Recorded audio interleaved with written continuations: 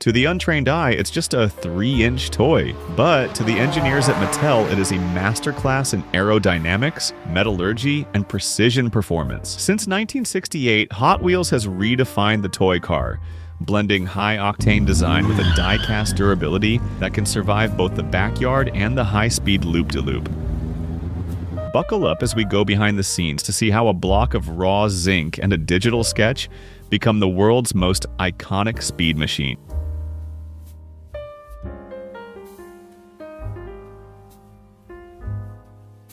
The digital blueprint. The journey of every Hot Wheels car begins in a high-tech design studio. The designers use advanced CAD, computer-aided design, software to create a 3D model that balances cool factor with physics.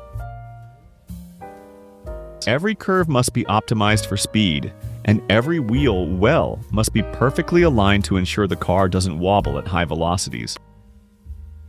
Prototyping the legend. Before a single metal part is cast, the digital model is brought to life via 3D printing or high-resolution resin modeling. This prototype is inspected for scale and detail. Designers check the stance of the car, how it sits on its wheels, to ensure it captures that signature Hot Wheels look. The die-cast core. The heart of the car is its die-cast body. A specialized alloy of zinc, aluminum, magnesium, and copper, known as zamak, is heated until it becomes a glowing liquid. This molten metal is injected under immense pressure into precision-engineered steel molds. To ensure the metal sets instantly, the molds are cooled by a complex internal water cooling system, allowing the raw car bodies to be ejected every few seconds. The flash and the finish. Once the bodies are cast, they go through a deburring process to smooth out any rough edges. After a thorough cleaning and a coat of primer, the cars enter the paint booth. They are finished in a variety of vibrant styles, from classic enamels to Spectraflame metallics. Using a process called tampo printing, flexible silicone pads transfer intricate graphics, racing stripes, sponsor logos, and even tiny headlight details onto the car's contoured surface with microscopic accuracy. High-speed assembly. The car is now ready for its chassis. A plastic interior piece, often containing the seats and dashboard, is snapped into the metal body.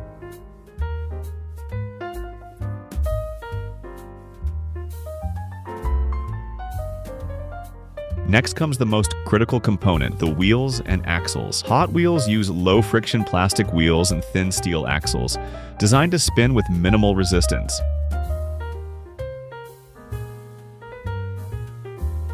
A plastic base plate is then fitted onto the bottom, and the entire assembly is secured by painting or riveting the metal posts of the body through the base. The ultimate speed test. The process concludes on the track. Sample cars are taken from the assembly line and put through a battery of tests on orange tracks. They are launched through loops and around hairpin turns to ensure that every car, whether it's a fantasy racer or a licensed muscle car, delivers the high-performance speed that has made the brand a household name for over half a century. The production of adhesive tape is a high-speed, synchronized process that combines chemical engineering with precision mechanics. Here is the step-by-step breakdown. Step 1. Raw material preparation and melting. The process starts with polypropylene resin pellets. These pellets are fed into a hopper and mixed with additives like thermal stabilizers and anti-static agents. The mixture is heated to approximately 500 degrees Fahrenheit, transforming the solid plastic into a molten, honey-like liquid. This ensures the final film is both flexible and durable.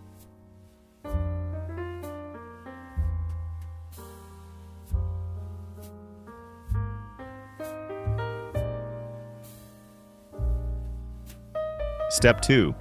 Film extrusion, blown or cast.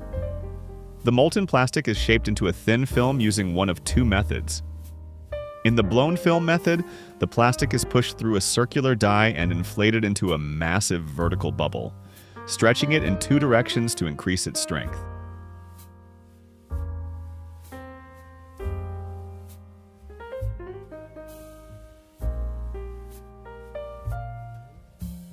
In the cast film method, the plastic is extruded through a flat die onto a chilled roller. which cools it instantly to create a film with high clarity and consistent thickness.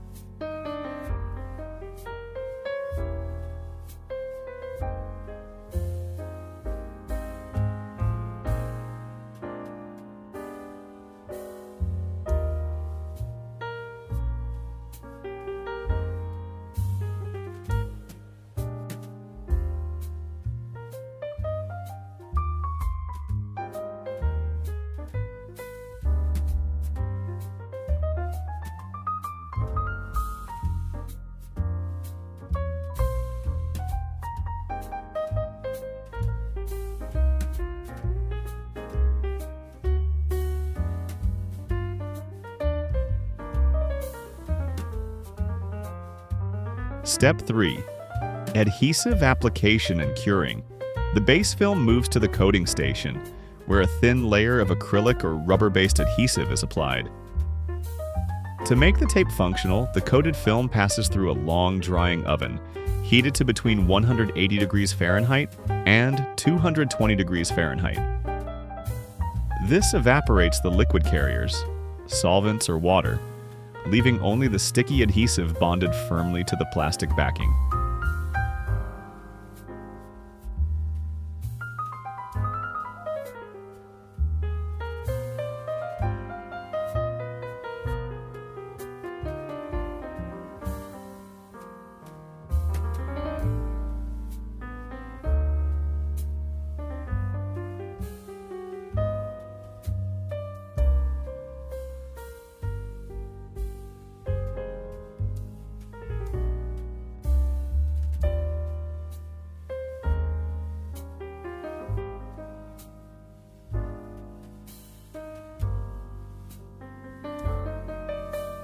Step 4. Core manufacturing.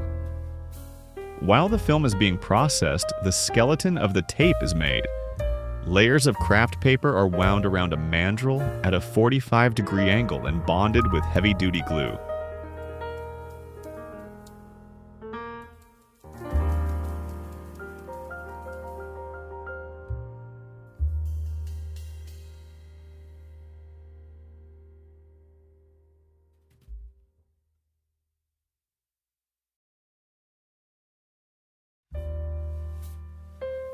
These long tubes are compressed at 150 psi to ensure they won't collapse under the pressure of the wound tape.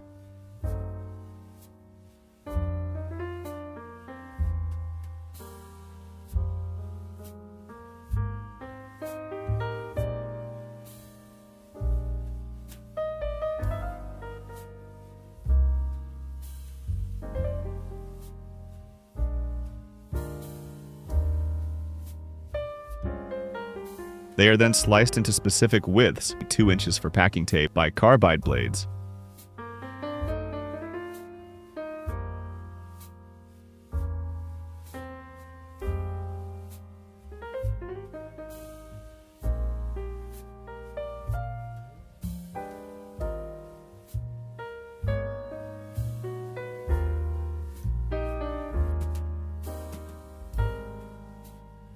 Step 5.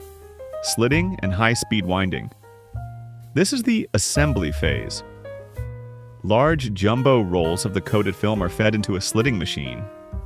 Multiple circular blades cut the wide film into the desired retail widths. These individual strips are then wound onto the paper cores at high speed. Laser sensors and electromagnetic brakes maintain precise tension to prevent the tape from stretching or telescoping.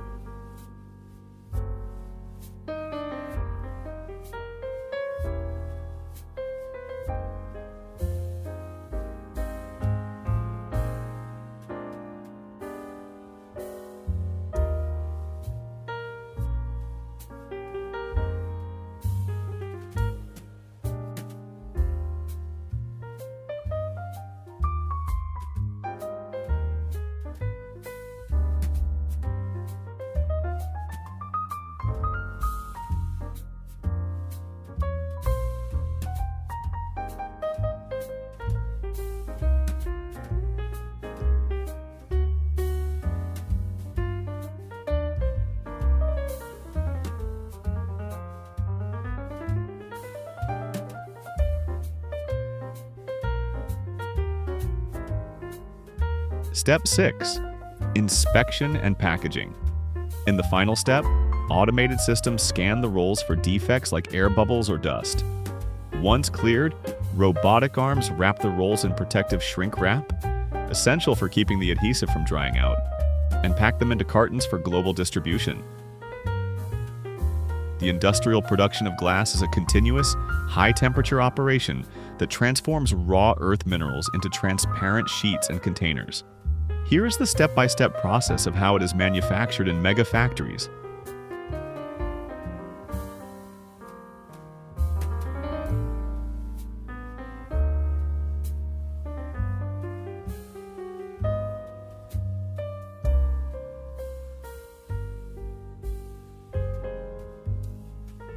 Step 1. Raw material extraction and refining. The process begins with the mining of high-grade silica sand, which must be at least 99% pure to ensure glass clarity. Unlike common beach sand, this industrial sand is extracted from open pit mines using explosives to break through rock layers.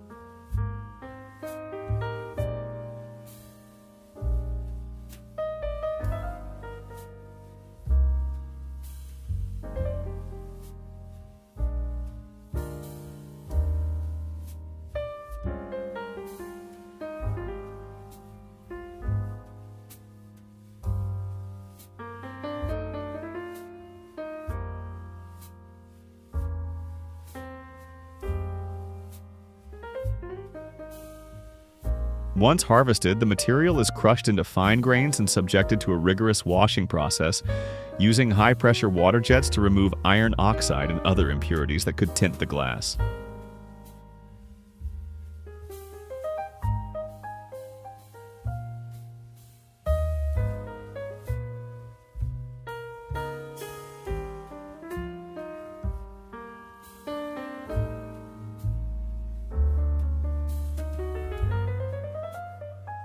Step 2.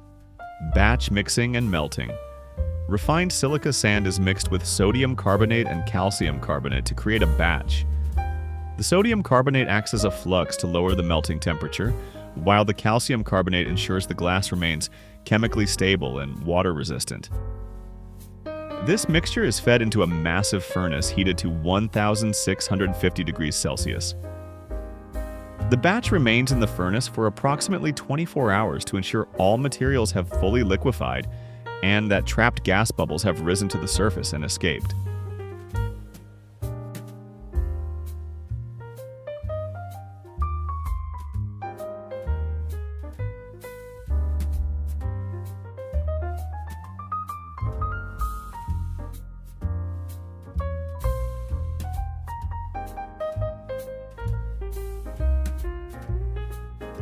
Step 3. The blow-and-blow process for containers. For hollow items like bottles, the molten glass is cut into precise glowing drops called gobs. Each gob is dropped into a preliminary mold where a burst of compressed air creates a small cavity, forming a parison.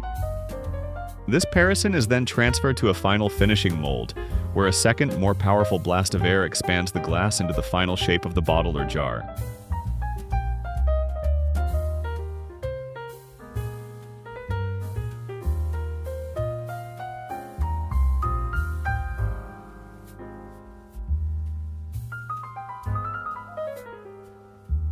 Step 5.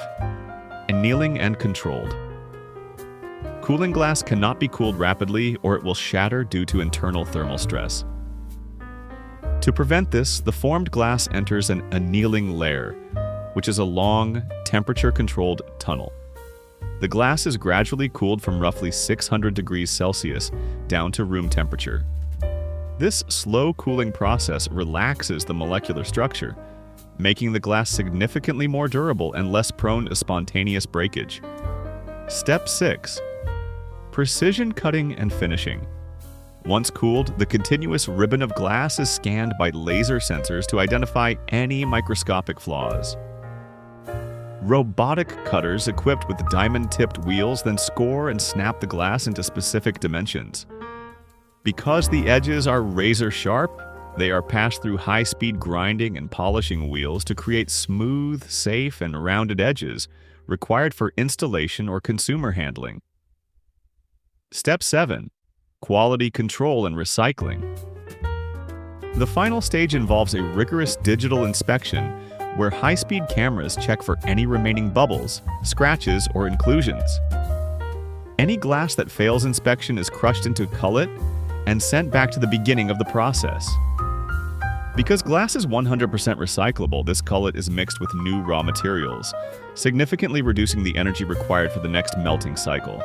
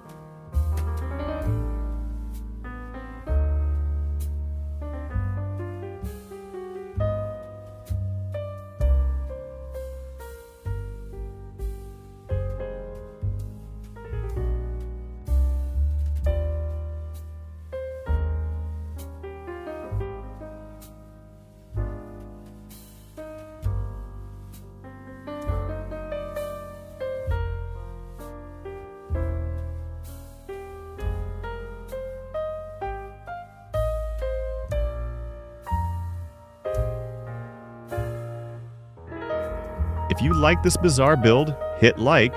It helps more than you think. And if you're into builds and discovery that exist in your daily life, subscribe. And hot that bell to get notified on the next video.